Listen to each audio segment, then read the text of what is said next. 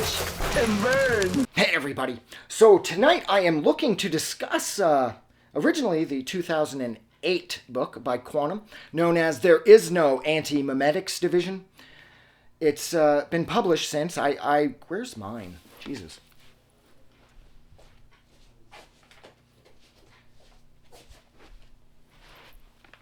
I grabbed this off Amazon, and it was printed by Amazon too. But if you're not interested in paying for this book, but you do want to read it, it is available for free. I'll put the link in the description to the place where Quantum set up this entire website. There's a sequel published up there too that if you're interested, you can read the direct sequel to this book.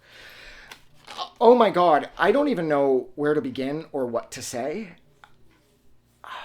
When I was reading this, I kept hearing two records in my head. And then I kept hearing them so much that I decided to actually test it and put the records on while I was reading it, and they both fit it very well. I kept hearing like songs from Autechre's LP5, as well as I kept hearing the overall sound of Hodjob's Solutions for a Small Planet. And both of those records fit this book so incredibly well. I mean, the Autechre's LP5 gets a little harsh at times because, of course, it's Autechre, so that aspect doesn't necessarily fit. But then when you take a look at the more aggressive SCPs that are coming after the characters in this, the more aggressive elements of Autechre's LP5 definitely seems to fit in a lot more at those points. Where the hell are my Autechre records? It doesn't matter. Who cares? But yeah, so to sum this book up quickly, it's about Marion Wheeler and her husband, Adam Wheeler. Now, of course, there are a bunch of other characters, but that is just to sum it up quickly. They do, for the most part, seem to be the primary focus of this.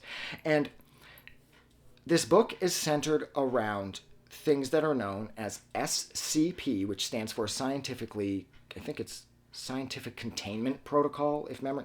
Jesus Christ, you would think I'd be prepared. Come on, where are we here? Blah, blah, blah. I can't find anything. Yeah. Oh, wait. No, I got that way wrong. It's Special Containment Protocol. Jesus Christ, I just finished the book, and here I am. But yes, so SPC stands for Special Containment Protocol, and then there's a 4-digit number attached to it. A couple notable SCPs in this book, for example, are one of them is Marion is being chased. Marion Wheeler is being chased by it. She can't see it, of course, but it comes and it eats her memory. And it is specifically SCP-4987. So what Marion has been doing to try to stave off this SCP from erasing all of her memories is she'll feed her mind, she'll sort of shovel in a bunch of useless data into her brain, like trivia books, game shows, shit like that, so that when SCP-4987 locates her again and it starts feeding on her memories, it goes for that sort of nonsense data that's in her mind first, because, and that's the book summed up perfectly, okay? Another quote from this book that's perfect is that anti-memes are as old as forgetfulness, okay? So when something is cloaked in antimemetic camouflage, we can't see it unless we're on a dangerous regimen of nestic drugs, nestic spelt with an M at the beginning, of course, nestic drugs that allow us to see these things, but only for a brief period here and there, because overall it's not safe for us to do so. But while we're ingesting this drug regimen there in order to allow us to see the SCPs, it's also grossly increasing our chances of contracting pancreatic cancer. That's fun.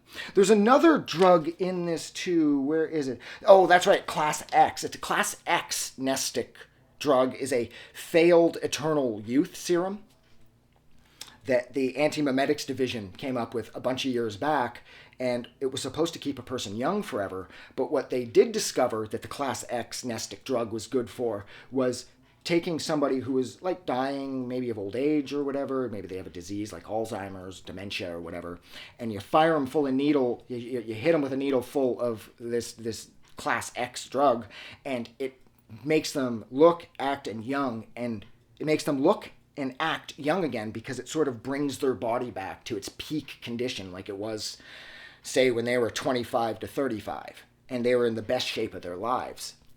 The catch being that once you've administered this drug and you get the information out of the person, that you need, because of course, like I said, perhaps the person is suffering from advanced dementia, and you throw them full of this drug, and boom, they're lucid again. They're like, oh my God, I haven't seen you in years. What do you need? You're like, hey, what's this thing you worked on from the Antimemetics division in, 1985? Oh yeah, that was da-da-da-da-da-da-da. So you get the information out of them that you need, but then the class X nestic drug has this whiplash effect that when it's wearing off, it throws the person's, physically speaking, back into their original state of decrepitude. I don't even know if decrepitude is a word, but it works here. So they fire you full of it. You're all young and good looking. You're like Fight Club era Brad Pitt. And then boom, when it wears off, it like whiplashes your body back into being like, 105 years old and falling apart all at once. I mean, can you imagine that pain? Like, for example, like Tom Cruise in Minority Report, when he had to hit that thing that like melted his face, and apparently it was really painful. That's actually what I always think of when I think about how this class X nestic drug sort of whiplashes you back into your current broken body. I always kept thinking about what Tom Cruise had to go through when he had to hit his face with that face melter thing in Minority Report. That's apparently quite painful. This book is nuts. This book is absolutely insane. Like I said, it's free. If you're interested in reading this book for free, I'll put the link in the description again, because if you don't want to pay for it and you don't mind reading things off a screen or off your phone, you do not have to buy this book again. Oh my God. Like, another interesting SCP is a SCP, what's that? 4739. It's an antimemetic kill agent that looks human, and it goes by the name of Aleister Gray. And what Aleister Gray is interested in consuming is like dense clusters of organic data or interesting people. If you've done a lot with your life and you've got a lot of interesting stories to tell and you're really well educated and you've done this and you've gone there and you've saved the world and you almost ended the world and whatever else, Aleister Gray wants you, because that's what this particular SCP feeds off of, is like I said, massive amounts of interesting data that you will only find in the world's most interesting people. So if you've led the fucking rock star lifestyle and Aleister Gray ends up on you, you're done. You need to run for the hills, and you can't really escape these things because you don't really see them coming until they've already come and gone and reduced you to nothing, and you never had any memory of it happening anyways.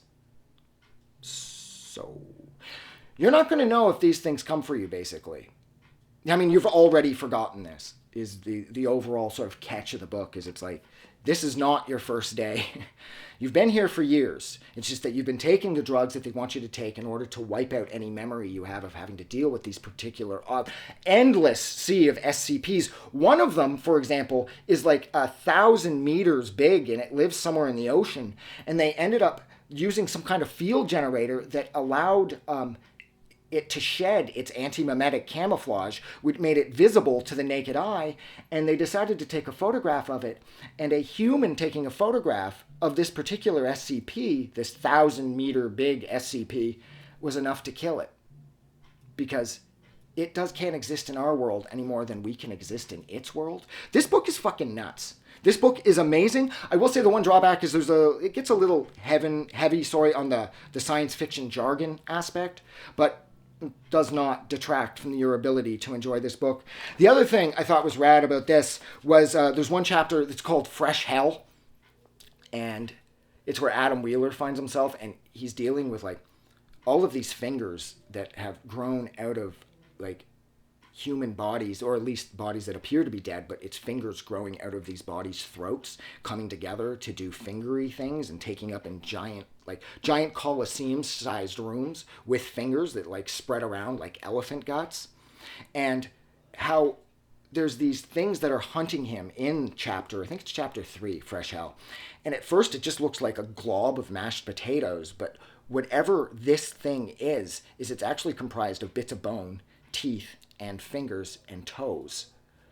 So it has a Clive Barker body politic aspect to it too, which I really appreciated, because it wasn't ripping Barker off in any ways. It just shot me back to that story from Barker, The Body Politic, if memory serves, where in that story everybody's hands rebel and find a way to remove themselves from your body, and then they kill you. So this book was amazing. This book is so rad. I also loved how out of nowhere aspects of the book will just be censored. You're not supposed to be able to read that for some reason. Thought that was fun too. But that's it. So, oh my God, this is 10 minutes. Jesus. I am so sorry that I went on and on about this for over 10 minutes. But thank you for hanging out with me. Like always, if you like this review, please go out and do something nice for somebody. But most importantly, don't forget that the world is a hell of a lot more fun because you are in it. And I'm not just saying that to be nice because I'm not really required to say that at all. So I mean every word of it. Like always, I'm getting out of here. So have a good night.